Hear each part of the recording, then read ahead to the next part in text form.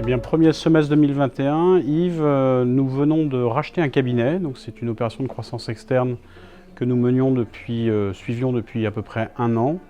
Et l'opération a été actée fin décembre et aujourd'hui, nous nous occupons d'aller à la rencontre des clients de ce cabinet que nous avons racheté. Ça, c'est la première actualité.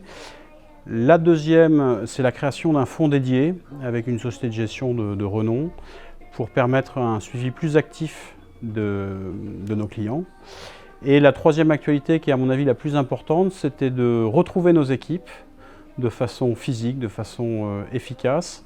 Et on vient de faire un petit séminaire de 2 jours avec toutes les équipes pour pouvoir échanger et construire Version Patrimoine pour 2021, 2022, 2023.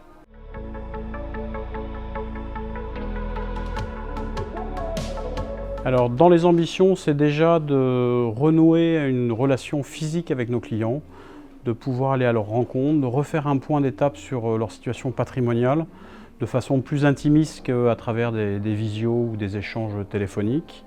Le deuxième projet, c'est de conforter notre projet de croissance.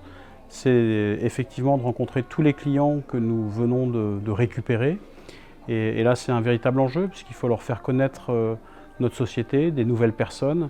On est dans un métier où l'intuitu personnel est très fort et ils ont apprécié le confrère que nous allons remplacer et il faut qu'ils trouvent en nous des personnes de confiance. C'est un enjeu assez important. Et ensuite, c'est toujours continuer à avancer. Donc, s'il y a une idée qui nous plaît, de voir si l'équipe est capable d'aller dessus et de foncer. On est sur des projets de recrutement aussi. Ça, c'est un autre sujet important. C'est toujours très compliqué de faire rentrer quelqu'un dans une équipe. Je ne vais pas dire que c'est compliqué, c'est un enjeu. Voilà. Il faut que cette personne rentre dans l'équipe. Voilà les principaux projets pour 2021 et 2022-2023, à l'écoute du marché. Je pense qu'on est dans un métier qui est formidable, qui est en pleine mutation, il y a des vrais enjeux digitaux. Il y a un métier qui est en train de bouger, on sent qu'il y a une vraie attente des clients sur du conseil, sur de l'accompagnement.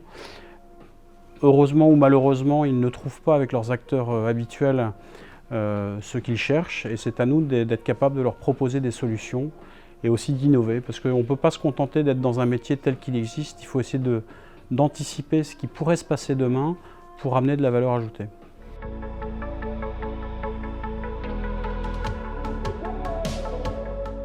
Alors les actualités sont nombreuses, il me faudrait presque 1 heure pour pouvoir répondre à tout. La première actualité, c'est assurément la réforme du courtage qui est en cours, qui va faire que demain, un certain nombre de courtiers en France pourraient être tentés de rejoindre la CNCGP. C'est un véritable sujet pour nous parce que cette croissance pourrait nous faire changer de taille, mais tout l'enjeu c'est de grandir sans perdre notre ADN. Donc là c'est au cœur de la stratégie de la Chambre. Ça fait partie des missions qu'il m'appartient aussi de contrôler puisque je m'occupe particulièrement de la vie des régions et donc j'accompagne les présidents de région dans cette mission. Et effectivement, l'accueil de nouveaux membres, c'est une force dès lors que ces membres répondent à l'ADN de la Chambre.